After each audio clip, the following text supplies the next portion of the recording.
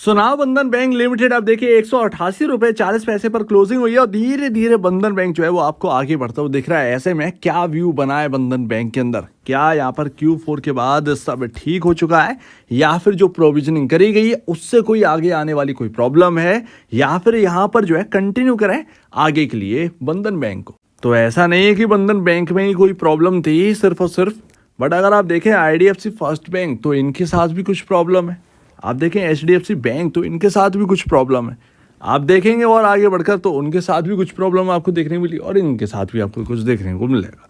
सीधी सी बात है। रही बात बंधन बैंक और IDFC का ज़्यादा यहाँ पर इंपॉर्टेंस देते हैं क्योंकि यहाँ पर जो है दोनों को बैंकिंग लाइसेंस जो है वो साथ साथ मिला था। बंधन बैंक के नेट इंटरेस्ट मार्जिन जो है ना वो सबसे बेहतर थे, दैट्स वाई आगे कहीं ना कहीं बंधन बैंक को प्रेफर भी किया जाता था। बट अगर आप देखें तो इन दोनों में सबसे बड़ी क्या प्रॉब्लम क्या डिफरेंस है कि ये प्रॉफिटेबिलिटी से यहाँ पर जो है प्रॉब्लम में थे थोड़ा सा, बट यहाँ पर बंधन बैंक NPA से प्रॉब्लम थे और यही सबसे इंपॉर्टेंट है। कभी IDFC फर्स्ट बैंक चलता नहीं था बिकॉज ऑफ NPA और उसके बाद NPA में सुधार किया इन्होंने, उसके बाद आप स्टॉक देखिए कि कहाँ से कहाँ पर जा चुका है। ये है यहाँ पर जो है पावर एक सही मैनेजमेंट का काम और रिटेल की तरफ ये शिफ्ट कर दिया।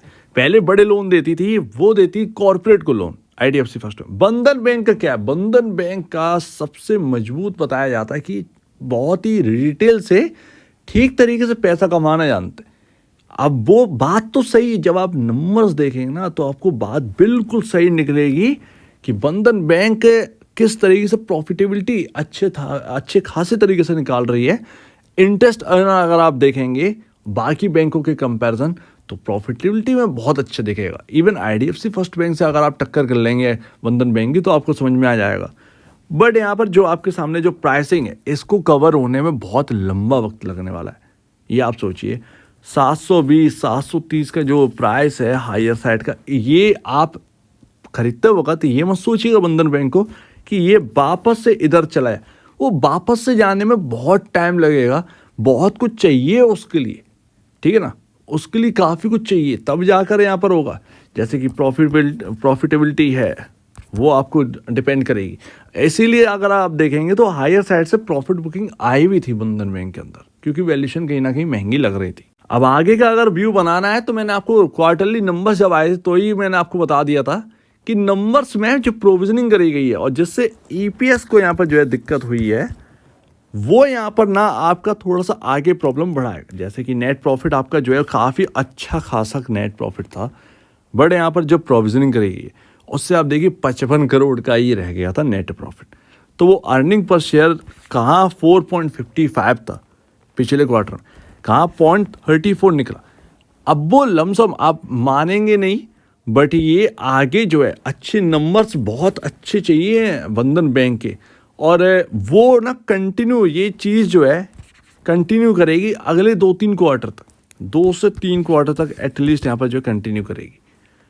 ये आप बात समझिए, ये आसान नहीं है यहाँ से जो है एकदम निकल जाना।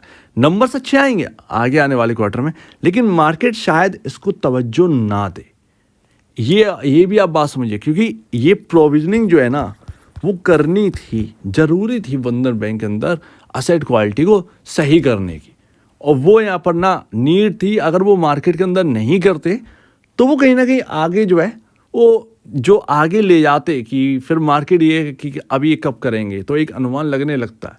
तो वो हो गई, वन टाइम था वो हो गया, ठीक है भाई।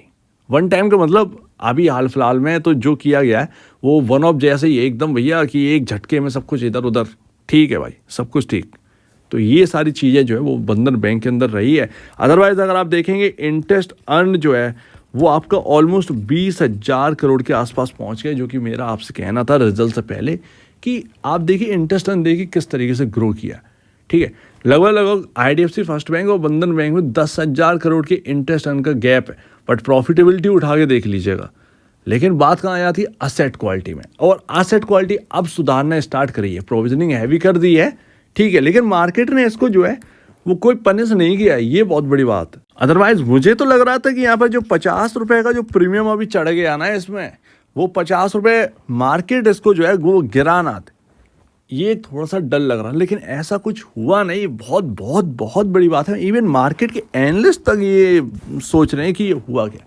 अब देखिए सीईओ चेंज होंगे तो शायद इसके अंदर जो है वो थोड़ा सा यहाँ पर तेजी और बढ़े। अब यहाँ पर समझिएगा, नंबर्स तो आपको समझ में आ गए होंगे और वो पास्ट है, वो निकल गया, अब उसको छोड़ दो। अब यहाँ से देखते हैं क्या यहाँ से जगह बनती है बंधन बैंक के अंदर। देखिए by price to book value बहुत ही अच्छा है, और मैंने ऑलरेडी आपसे कहा था कि 150 से 180 जो अभी आपका प्राइस चल रहा है, आप चाहो तो जो नए लोग हैं जो बंधन बैंक में इंटरेस्ट दिखा रहे हैं वो इस प्राइसिंग के अंदर एंटर करिए धीरे धीरे, ताकि क्योंकि बंधन बैंक का जो स्थिति थी वो 250-300 रुपये उस प्राइस पर जो है शायद सस्टेन नहीं करता, ठीक है ना। लेकिन ये प्राइस जो है इसके अंदर काफ़ी कुछ जो है वो डिस्काउंट हो चुका है, और आगे अगर कुछ डिस्काउंट होगा तब भी कोई बहुत बड़ा डिस्काउंट करने के लिए रह नहीं जाएगा इस प्राइस में। सो दैट ये 150 से 180 के भीतर मिले तो ज़्यादा बेहतर है। तो वो चीज़ आप देखिए कंटिन्यू करती है कि नहीं करती है।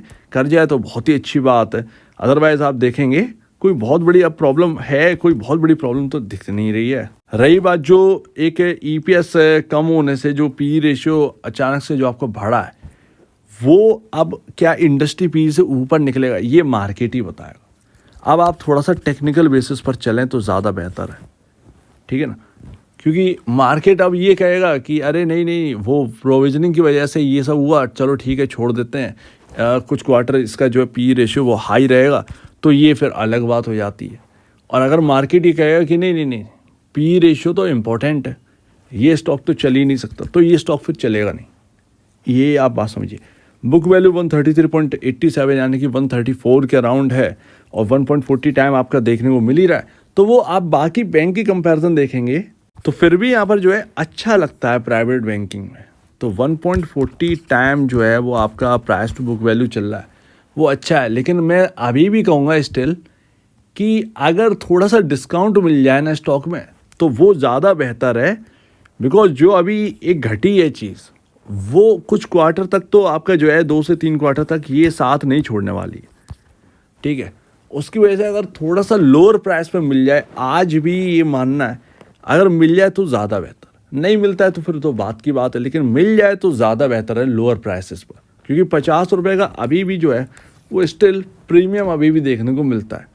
अब वो अलग बात है कि सीईओ जा रहे हैं, सीईओ की खुशी में स्टॉक चले गया है या ये वगैरह वगैरह, ये एक अपनी अलग बात होती है, वो स्टॉक का बिहेवियर है। एंड सेकेंड लास्ट, तो यहाँ पर अगर आप चार्ट पैटर्न देखें तो मैं आपको बताता हूँ कि हो क्या रहा है, बिग ब्रेकआउट कहाँ पर आएगा, इस बात को आप समझिएगा।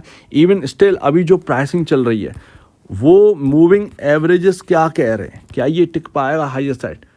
थोड़ा थोड़ा तो एनर्जी भर रहा है बंधन बैंक। कल के दिन भी यहाँ पर जो है पूरा बैंकिंग जो है वो ख़राब था, और आप देखेंगे बंधन बैंक थोड़ा सा यहाँ पर जो है ऊपर आने की कोशिश कर रहा है, ठीक है। और आज यहाँ पर जो है 3% के अराउंड यहाँ पर जो है तेज़ी देखने को मिलती है। अब देखते हैं मार्केट की वॉलेटिलिटी भी यहाँ पर जो है बढ़ने वाली बिकॉज ऑफ इलेक्शन, तो उसमें क्या ही किया जा सकता है। बट आप देखें तो इस हिसाब से जो है वो अभी आपका 236 220 ये आप ध्यान रखिएगा, ये 220 225 के जो लेवल हैं, ये जो ट्रेंड लाइन निकल रही है इसको आप ड्रॉ कर लीजिए अपने चार्ट पर, और जब ये यहाँ से निकल जाए कंप्लीट तब आप कहिएगा यहाँ से आपको 10% की तेज़ी कहीं ना कहीं देखने को मिलेगी। वो 260 तक 270 तक आपको लेकर यहाँ पर जो है स्टैंड करेगी। उसके बाद यहाँ पर जो है आप देखिएगा, अब एकदम तो नहीं होगा, नेक्स्ट क्वार्टर तक यही होगा, सीधी सी बात है। बंधन बैंक के पास रेजिस्टेंस बहुत है इस वक्त, अगर आप देखें सबसे ज़्यादा रेजिस्टेंस बंधन बैंक के अंदर डले हुए, इतना नीचे है। एंड लास्ट मूविंग एवरेजेस, चलो ये बहुत बहुत इंपॉर्टेंट होता है।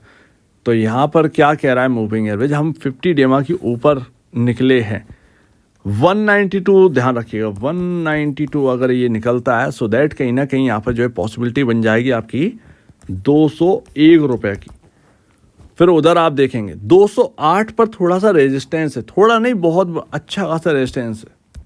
यही तो मैं कह रहा हूँ कि ये 208 रुपये, अभी ये 208 209 जो है ना काफ़ी रेजिस्टेंस वाले हैं। ये मैंने आपको तब बताया था जब हम पहले बात करते थे बंधन बैंक के ऊपर, और बंधन बैंक क्रॉस नहीं किया था वो 208 का 209 का लेवल, वहीं से दोबारा गिर गया था। ये 192 के अराउंड ही बात थी, 192 193 के अराउंड बात थी, ठीक है। तो हैवी रेजिस्टेंस है, अगर पूरा डेटा उठा के देखेंगे चार्ट का तो वो 208 209 हैवी रेजिस्टेंस है।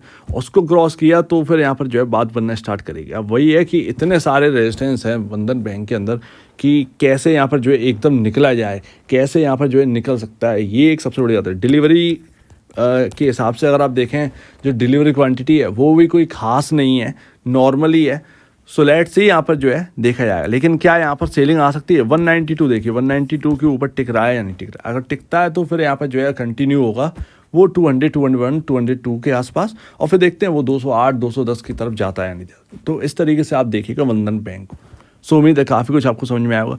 ट्रेंड लाइन ड्रॉ कर लो। इस वक्त टेक्निकल की बहुत ज़रूरत है बंधन बैंक के शेयर होल्डर्स के लिए, बिल्कुल इस वक्त बहुत इंपॉर्टेंट है, क्योंकि आपके फंडामेंटल मैच नहीं कर रहे हैं। स्टॉक चलेगा आप समझ नहीं पाएंगे, इवन मैं खुद नहीं समझ पाऊंगा। मैं भी फंडामेंटल बेसिस अगर लेकर बैठ जाऊंगा ना अभी, तो यहाँ पर जो है कंफ्यूज हो जाएगा बहुत ज़्यादा। तो टेक्निकल बेस यहाँ पर अपनाइए, फंडामेंटल जो बिगड़े हैं उनको थोड़ा सा साइड में रखिए, ठीक है ना। सो उम्मीद है काफ़ी कुछ आपको समझ में आया होगा। आपके कहना है इसके ऊपर कमेंट सेक्शन में कहिए, और अब वीडियो देखने के लिए बहुत धन्यवाद दोस्तों।